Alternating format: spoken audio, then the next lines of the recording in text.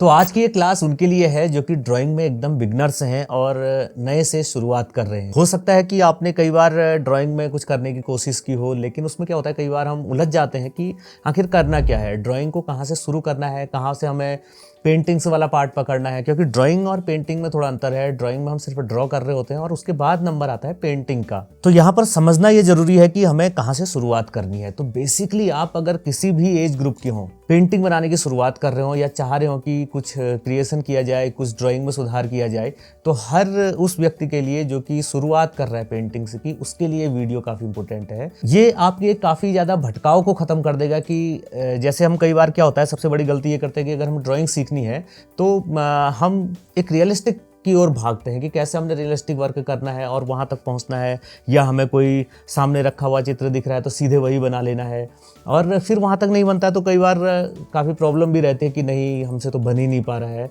तो इन सब चीज़ों से कि हम एक प्रॉपर हमें शुरुआत नहीं मिली होती है, इस वजह से ये सबसे ज़्यादा प्रॉब्लम क्रिएट होती है। तो आज उसी का समाधान इस वीडियो में आपको मिलने वाला है कि कैसे हमें ड्राइंग की शुरुआत करनी है और कैसे हम बेहतर तरीके से कुछ शेप्स को समझ के या अपने ड्राइंग को एक सही पैटर्न ले जा सकते हैं। तो इसके बारे में हम समझते हैं। ये पूरी क्लास जो इसमें रहेगी अभी, ये पूरा उसी के बारे में होगा कि कैसे हमने एक सही दिशा की ओर बढ़ना है और एक सही ड्राइंग करनी है। हम इसमें बात करते हैं शेप्स की। जैसे कि चित्रकला के तत्व हैं रेखा, रूप, वर्ण, तान, पोत, अंतराल।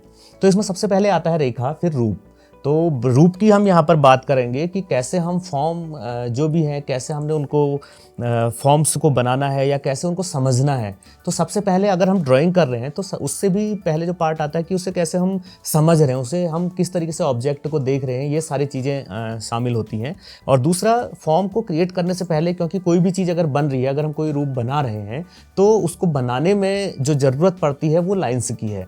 तो लाइन्स के बारे में भी मैंने एक पूरी डिटेल से वीडियो बनाई है, आप लिंक में जाके उसे देख सकते हैं। वहाँ पर आपको लाइन्स की पूरी जानकारी मिलेगी कि कौन कौन सी लाइन्स होती हैं और कैसे हमें लाइन्स की प्रैक्टिस करनी है कि हम एक फॉर्म क्रिएट कर सकें। और उसके बाद हम उसके बेसिक शेप्स की ओर जाते हैं। बेसिक शेप्स में 3 शेप्स आते हैं, ट्रायंगल, सर्कल और स्क्वायर। तो यहाँ पर आप देख सकते हैं ट्रायंगल, ये हमने एक सर्कल लिया और ये स्क्वायर। तो ये बेसिक शेप्स है जिसके आधार पर हम पेंटिंग बनाते हैं या कोई भी फॉर्म रहता है जो फॉर्म अपने एक्चुअल पोजीशन में है। तो ये किस फॉर्म में है वो समझना जरूरी है। और अगर हम इन फॉर्म्स को समझ लें तो हमें कोई भी आकृति इसी फॉर्म में दिखना स्टार्ट हो जाएगी और हम उसे बहुत आसानी से समझ सकते हैं। अब इतने से ही आप काफ़ी कुछ समझ चुके होंगे कि कौन कौन से फॉर्म किस किस तरीके से दिखाई देता है, या कोई भी हम ऑब्जेक्ट अगर देख रहे हैं तो उसका बेसिक फॉर्म कौन सा है। किसी भी ऑब्जेक्ट को देखने से पहले ये बेसिक फॉर्म आपको उसमें ज़रूर दिख जाएंगे। जैसे कि मेरे हाथ में रखा हुआ ये मार्कर, तो ये मार्कर जो है ये किस फॉर्म में है इसको आप देख के समझ सकते हैं। अगर हम इसको देखें तो ये यहाँ फिट बैठता है, इसकी हम बेसिक फॉर्म ये ले सकते हैं। तो यहाँ पर हम इसमें इस मार्कर को इस फॉर्म में देखते हैं। इस तरीके से ये बेसिक फॉर्म में आप अपने आसपास भी अगर देख लें कि अपने आसपास की कोई भी ऑब्जेक्ट को देखें तो इन्हीं बेसिक फॉर्म में आप पाएंगे कि यहाँ पर हमें वो आकार दिखाई दे रहा है। तो इसके लिए जो सबसे पहली प्रैक्टिस लाइन्स के बाद हम इन बेसिक फॉर्म्स की ओर बढ़ते हैं।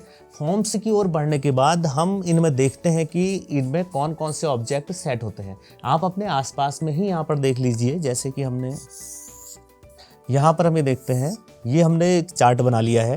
तो अब ट्रायंगल पर देखिए कि ट्रायंगल पर आपको कौन कौन सी शेप्स यहाँ पर दिखती हैं। आप अपने आसपास में ही देख के देखिए कि ट्रायंगल शेप के ऑब्जेक्ट कौन कौन से हैं, और जो भी आपको ट्रायंगल शेप के ऑब्जेक्ट यहाँ पर दिखाई देते हैं आप उन्हें यहाँ पर ड्रॉ कीजिए कि कौन सा शेप ट्रायंगल शेप में है। और उसके बाद आता है सर्कल का शेप। यहाँ पर देखिए बहुत सारी चीज़ें इसमें भी दिखाई देती है। चलिए इसको एक बार मैं फिर से आपको समझाता हूँ। जैसे बेसिक शेप्स आपने देखा, यहाँ पर आप समझ गए होंगे कि किस चीज़ का ये यहाँ पर क्या चीज़ बनी हुई है। फिर हम देखते हैं 2 शेप्स को यहाँ पर एक और ऐड कर लीजिए शेप्स इसके साथ। ये ट्रायंगल शेप में ये तैयार हुआ। और भी बहुत सारी ऐसी चीज़ें जो आपको ट्रायंगल शेप में दिखाई दे सकती हैं, आप उन्हें यहाँ पर बना सकते हैं।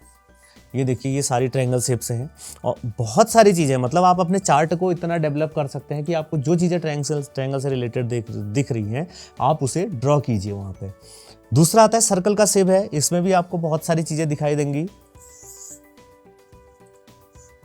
सर्कल के बाद आता है फिर एक ओवल शेप इसी में ऐड होता है, वो थोड़ा एडवांस में, उसके बारे में हम फिर समझेंगे, क्योंकि ये बिल्कुल बेसिक लेवल की क्लास है कि जहाँ पर आप शुरुआती दौर से ड्राइंग करना सीखें और ऑब्जेक्ट को पकड़ना सीखें।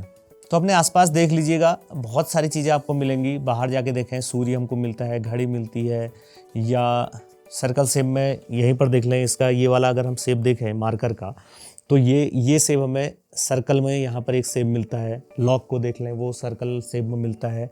या अपने किचन में ही देख लें, आप बहुत सारे ऐसे ऑब्जेक्ट हैं जो कि हमें सर्कल शेप में ही दिखाई देते हैं, तो उन्हें आप अलग अलग जगह पे उसमें ड्रॉ कर सकते हैं और समझ सकते हैं कि ये जो ऑब्जेक्ट बन रहा है इसका बेसिक शेप ये है। तो कितना भी आप एडवांस वर्क करें, उसमें बेसिक शेप्स के आधार पर उसे आप कंप्लीटली कर सकते हैं और सबसे पहले उसका बेसिक शेप क्रिएट करेंगे।